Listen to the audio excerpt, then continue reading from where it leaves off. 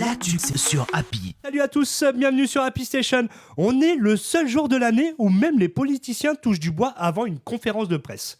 Le jour où la bourse s'éternue, où les complotistes se sentent validés et où ta cafetière décide mystérieusement de rendre l'âme.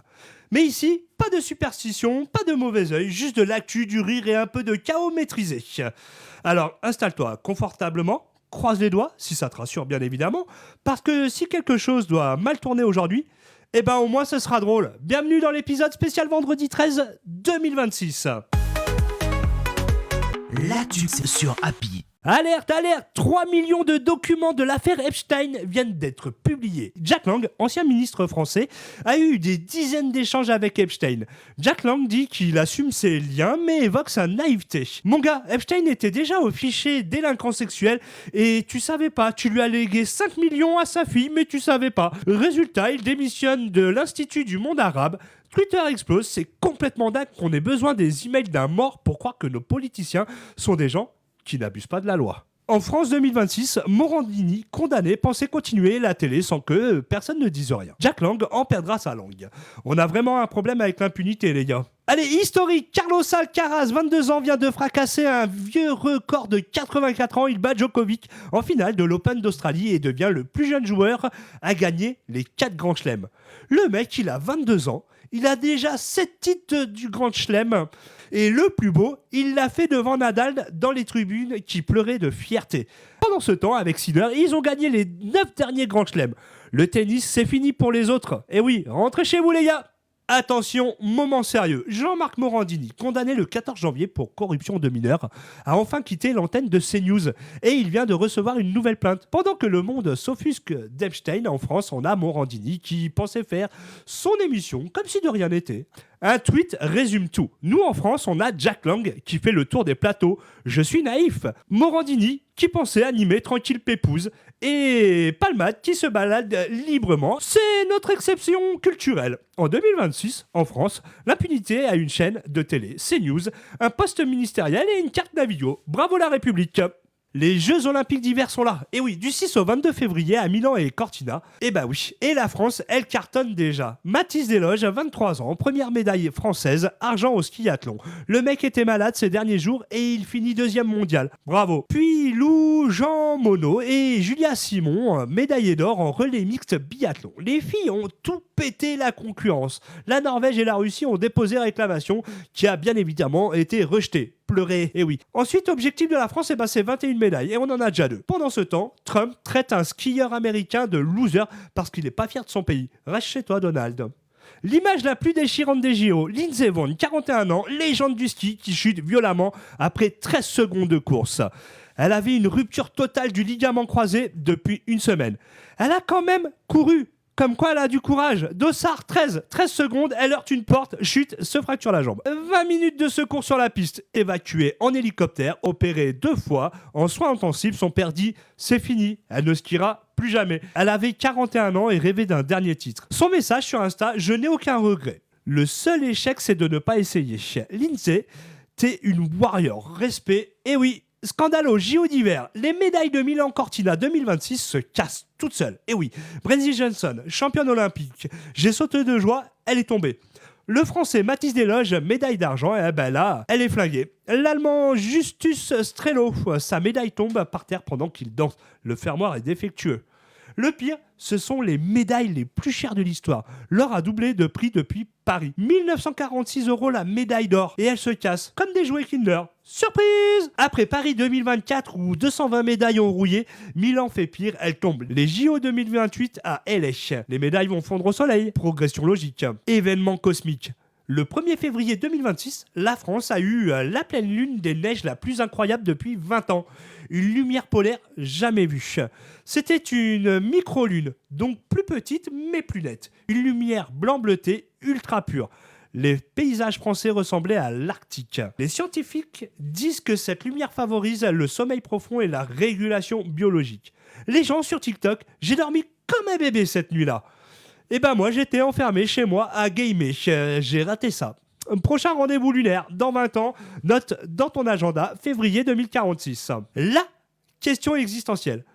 Pourquoi la France manifeste-t-elle tout le temps ? Cette semaine, mobilisation géante des agriculteurs les 7, 8 et 11 février. Ils manifestent contre la loi Duplon, qui favorise l'agriculture industrielle au détriment de l'environnement et des petits paysans. Pétition citoyenne, 2 millions de signatures, et moi j'aurais signé. Le débat à l'Assemblée a été reporté 4 fois. Le gouvernement espère que les gens vont se fatiguer, mais non, le 11 février, rassemblement massif devant l'Assemblée. Ma théorie, la France manifeste parce que c'est le seul pays où il y a autant de bras cassés qui dirigent le pays avec des décisions absurdes. On bat tous les records. Victoire! Le 4 février 2026, Tom Félix, français de 24 ans, sort de prison en Malaisie après 2 ans et demi d'enfer. Il risquait la peine de mort pour trafic de drogue. Arrêté le 9 août 2023, accusé de possession et de trafic de stupéfiants en Malaisie, c'est direct la peine capitale. Sa famille se bat pendant des mois. Le gouvernement français, lui, négocie. Le 4 février, acquitté, le tribunal dit preuve insuffisante. Tom sort, prend l'avion, rentre en France. Et oui, sa mère, c'est un miracle. Les Français sur Twitter, liberté. Et oui, leçon de vie. Ne partez jamais en Malaisie avec quoi que ce soit de louche, même un Doliprane périmé. Tom, bienvenue à la maison, champion. Et le Happy Station Award du top. Et oui, le 10 février 2026, un pilote devient une légende. Un Fokker 50 décolle de Mogadiscio en Somalie avec 55 personnes à bord. 15 minutes plus tard, pas de moteur. Le pilote fait demi-tour, essaie d'atterrir et rate la piste d'atterrissage et finit sur la plage.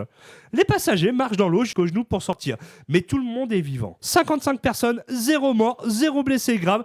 Le pilote a littéralement transformé un crash en sauvetage. Sur Twitter, un mec a écrit « Cet avion vient d'inventer le mode hydravion sans la paperasse. » Un autre « C'est ça ou le contrôle des bagages. Les gens font des mèmes alors que c'est un miracle. » Starsky Aviation a félicité le pilote pour son sang-froid. Moi je dis, donnez-lui une statue et un meilleur avion aussi peut-être. Le Happy Station Award du flop. Breaking news, le gouvernement français a trouvé la solution.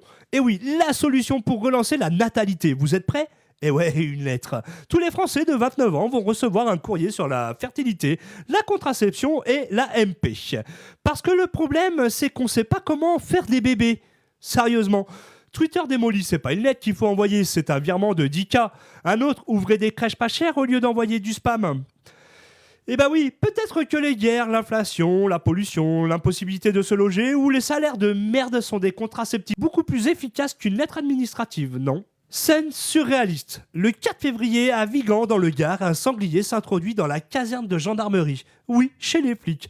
L'animal profite qu'une patrouille sorte pour se faufiler par le portail. Il fait le tour du parking sans abîmer aucune voiture. Se promène tranquille, puis repart comme si de rien n'était. Après, il est allé au lycée. Vraiment, le sanglier a été vu près du bahut. Un élève a dit « Même les sangliers veulent échapper à l'éducation nationale ». Les gendarmes ont indiqué sa position au chasseur. Résultat, le sanglier court toujours. Quelque part en France, un sanglier a un casier judiciaire pour intrusion. C'est magnifique. Allez, petit récap express. Jack Lang et Epstein, naïfs, avec 5 millions d'héritages en France, la naïveté rapporte l'immunité. Alcaraz, le mutant. 22 ans, 7 grands chelems, le mec joue en mode cheat code. Morandini, dehors. Eh oui, condamné, mais pensez rester à l'antenne. L'impunité a une carte CNews. JO d'hiver, et oui, 2 médailles, on cartonne pendant que Trump traite ses athlètes de losers. Lindsey Vonn, 41 ans, ligament pété, 13 secondes de course, fracture, mais le seul échec, c'est de ne pas essayer. Médaille cassée, les plus chères de l'histoire, 1946 €. Et elle tombe toute seule. Après Paris qui la rouille, elle est 2028, et ben elles vont fondre. Pleine lune, la plus belle depuis 20 ans, et j'étais enfermé à jouer. Rendez-vous en 2046. Agriculteurs, 2 millions de signatures, débat reporté 4 fois. On manifeste parce que nos dirigeants battent des records de bras cassés. Tom Félix, 2 ans et demi de prison malaisienne, acquitté. Leçon. N'amène pas un Doliprane périmé là-bas. Pilote légende. Et oui, pas de moteur, rate la piste, atterrit sur la plage, 55 passagers vivants, l'hydravion sera sans paperasse. Lettre antinatalité. Le gouvernement envoie une lettre aux 29 ans parce que le vrai contraceptif, c'est pas l'inflation, c'est le manque d'infos. Sanglier gangster s'introduit dans la gendarmerie, fait un tour, repart, va au lycée. Quelque part, un sanglier a un casier judiciaire. Si tu as ri, abonne-toi. Si tu n'as pas ri, abonne-toi quand même. En 2026, même les sangliers ont plus de cran que nos politiques. C'était Happy Station. Je suis Romuald et rappelle-toi, Happy Station, la seule actualité qui est faussement bonne à dire. Ciao, ciao. Retrouve tous les podcasts Happy Station. Garde le contact Happy Station. sur Facebook. Facebook. Simplement différent. C'est fini.